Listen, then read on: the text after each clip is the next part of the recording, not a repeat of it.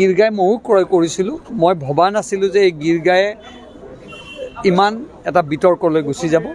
আজি 2 বছৰ আমি MLA হোৱাৰ এবছৰ পিছতে গিৰগাই আমি 2টা ক্ৰয় কৰিছিলোঁ আৰু সম্পূৰ্ণ নীতি আৰু নিয়মেৰে অসম চৰকাৰে প্ৰায় 90,000 নে 89,000 ৰুপিজত এটা গিৰগাই কিনিছিলোঁ। আৰু মই যিহেতু মোৰ ঘৰ কমলপুৰত, মোৰ পিতৃৰ ঘৰ এটা আছে তাতে, আৰু 2টা গিৰগাই ময়ো লৈছিলোঁ। এইটো সঁচা কথা, তাত কোনো দ্বিমত নাই। আৰু গিৰগাই লোৱা বুলি সকলোৱে জানে।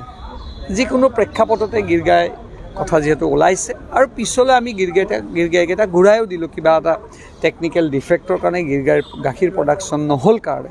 কিন্তু এতিয়া দেখিছোঁ এই গিৰগায়ে বহুত একদম শিৰোনামা দখল কৰিছে। গৰু চোৰ নামেৰে নামকৰণ পাইছোঁ। যি নহওক, আপোনালোকে উলিয়াইছে।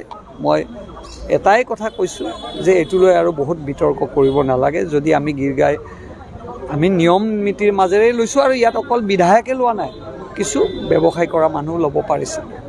যিকোনো প্ৰেক্ষাপটত আপোনালোকে যিহেতু গিৰগাইৰ প্ৰসংগ ওলাইছে, আৰু মই মুকলিকৈ কথাখিনি আপোনালোকৰ আগত প্ৰকাশ কৰিছোঁ। কেতিয়া লৈছিল আপুনি গিৰগাই? 2022ত লৈছিলোঁ, 22 আগষ্টত। আপুনি নিবিদা প্ৰকাশ কৰা হৈছিল নেকি? নিবিদা অনুসৰি লৈছিল? মই এইটোৱে জানো যে গিৰগাইটো আমাক নীতি নিয়মেৰে দিছে, কাৰণ আমি পইচাটো চৰকাৰক সেই যি আমাৰ চেয়াৰমেন আমাৰ পদ্ম হাজৰিকা ডাঙৰীয়াৰ লগত কথা পাতি নীতি নিয়মেৰে তেখেতসকলে কৰিছে, আৰু এইটো অফিচিয়েল লৈছে। ৰেলৱে ষ্টেচনৰ পৰা আনিব লাগিব, কাৰণ ৰেলৱে ষ্টেচনতে গিৰগাইবিলাক নমাইছে, কাৰণ গুজৰাটৰ পৰা আহিছে। সেইটো মই নাজানো। মই মুঠতে 89,000 দি কিনিছোঁ, মই এইখিনিয়ে জানো। আৰু যদি কিবা আছে অসম চৰকাৰে, আপোনালোকে পদ্ম হাজৰিকাক সুধিলে গোটেই কথাখিনি বুজি পাব। আপুনি যেতিয়া ক্ৰয় কৰিছিলে, যিহেতু চৰকাৰী বহুখিনি আপোনাৰ তথ্য লাগে বা নিবিদাৰ প্ৰয়োজন হয়, এটা চৰকাৰী এনেকুৱা ধৰণৰ বিক্ৰী কৰাৰ ক্ষেত্ৰত বা এডভাৰটাইজৰ কথা আহি পৰে, সেইটো আপোনালোকে গোটেই কথাখিনি সুধিব লাগিব পদ্ম হাজৰিকা ডাঙৰীয়াক, কাৰণ আমি হোৱাইটত টকাটো দিছোঁ, আৰু মোক পইচা ঘূৰাইও দিলে। যেতিয়া আমি গিৰগাই ঘূৰাইও দিছিলোঁ। সেই কথাখিনি মই একচুৱেলি অৱগত নহয়, কাৰণ চেয়াৰমেন তেওঁক গভৰ্ণমেণ্টে চেয়াৰমেন পাতি দিছে। আৰু নিশ্চয় মই ভাবোঁ যে নীতি নিয়মেৰে কৈছে। আৰু কালি মুখ্যমন্ত্ৰী ডাঙৰীয়াই এইটো আপোনালোকক খুব সুন্দৰকৈ কৈ দিছে। আপোনালোকেও বিচাৰিলে ল'ব পাৰিলে হয় কিজানি, মই নাজানো। গিৰগাই ময়ো ক্ৰয় কৰিছিলোঁ। মই ভবা নাছিলোঁ যে এই গিৰগায়ে ইমান এটা বিতৰ্কলৈ গুচি যাব। আজি 2 বছৰ আমি MLA হোৱাৰ এবছৰ পিছতে গিৰগাই আমি 2টা ক্ৰয় কৰিছিলোঁ, আৰু সম্পূৰ্ণ নীতি আৰু নিয়মেৰে অসম চৰকাৰে প্ৰায় 90,000 নে 89,000 ৰুপিজত এটা গিৰগাই কিনিছিলোঁ। আৰু মই যিহেতু মোৰ ঘৰ কমলপুৰত, মোৰ পিতৃৰ ঘৰ এটা আছে তাতে, আৰু 2টা গিৰগাই ময়ো লৈছিলোঁ। এইটো সঁচা কথা, তাত কোনো দ্বিমত নাই। আৰু গিৰগাই লোৱা বুলি সকলোৱে জানে। যিকোনো প্ৰেক্ষাপটতে গিৰগাই কথা যিহেতু ওলাইছে, আৰু পিছলৈ আমি গিৰগাইকেইটা ঘূৰাইও দিলোঁ কিবা এটা টেকনিকেল ডিফেক্টৰ কাৰণে, গিৰগাইৰ গাখীৰ প্ৰডাকশ্যন নহ'ল কাৰণে। কিন্তু এতিয়া দেখিছোঁ এই গিৰগায়ে বহুত একদম শিৰোনামা দখল কৰিছে। গৰু চোৰ নামেৰে নামকৰণ পাইছোঁ।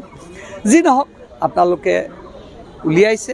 মই এটাই কথা কৈছোঁ যে এইটো লৈ আৰু বহুত বিতৰ্ক কৰিব নালাগে। যদি আমি গিৰগাই আমি নিয়ম নীতিৰ মাজেৰে লৈছোঁ, আৰু ইয়াত অকল বিধায়কে লোৱা নাই, কিছু ব্যৱসায় কৰা মানুহ ল'ব পাৰিছে। যিকোনো প্ৰেক্ষাপটত আপোনালোকে যিহেতু গিৰগাইৰ প্ৰসংগ ওলাইছে, আৰু মই মুকলিকৈ কথাখিনি আপোনালোকৰ আগত প্ৰকাশ কৰিছোঁ। কেতিয়া লৈছিল আপুনি গিৰগাই? 2022ত লৈছিলোঁ, 22 আগষ্টত। আপুনি নিবিদা প্ৰকাশ কৰা হৈছিল নেকি? নিবিদা অনুসৰি লৈছিল? মই এইটোৱে জানো যে গিৰগাইটো আমাক নীতি নিয়মেৰে দিছে, কাৰণ আমি পইচাটো চৰকাৰক সেই যি আমাৰ চেয়াৰমেন আমাৰ পদ্ম হাজৰিকা ডাঙৰীয়াৰ লগত কথা পাতি নীতি নিয়মেৰে তেখেতসকলে কৰিছে, আৰু এইটো অফিচিয়েল লৈছে। ৰেলৱে ষ্টেচনৰ পৰা আনিব লাগিব, কাৰণ ৰেলৱে ষ্টেচনতে গিৰগাইবিলাক নমাইছে, কাৰণ গুজৰাটৰ পৰা আহিছে। সেইটো মই নাজানো। মই মুঠতে 89,000 দি কিনিছোঁ, মই এইখিনিয়ে জানো। আৰু যদি কিবা আছে অসম চৰকাৰে, আপোনালোকে পদ্ম হাজৰিকাক সুধিলে গোটেই কথাখিনি বুজি পাব। আপুনি যেতিয়া ক্ৰয় কৰিছিলে, যিহেতু চৰকাৰী বহুখিনি আপোনাৰ তথ্য লাগে বা নিবিদাৰ প্ৰয়োজন হয়, এটা চৰকাৰী এনেকুৱা ধৰণৰ বিক্ৰী কৰাৰ ক্ষেত্ৰত বা এডভাৰটাইজৰ কথা আহি পৰে, সেইটো আপোনালোকে গোটেই কথাখিনি সুধিব লাগিব পদ্ম হাজৰিকা ডাঙৰীয়াক, কাৰণ আমি হোৱাইটত টকাটো দিছোঁ, আৰু মোক পইচা ঘূৰাইও দিলে। যেতিয়া আমি গিৰগাই ঘূৰাইও দিছিলোঁ। সেই কথাখিনি মই একচুৱেলি অৱগত নহয়, কাৰণ চেয়াৰমেন তেওঁক গভৰ্ণমেণ্টে চেয়াৰমেন পাতি দিছে। আৰু নিশ্চয় মই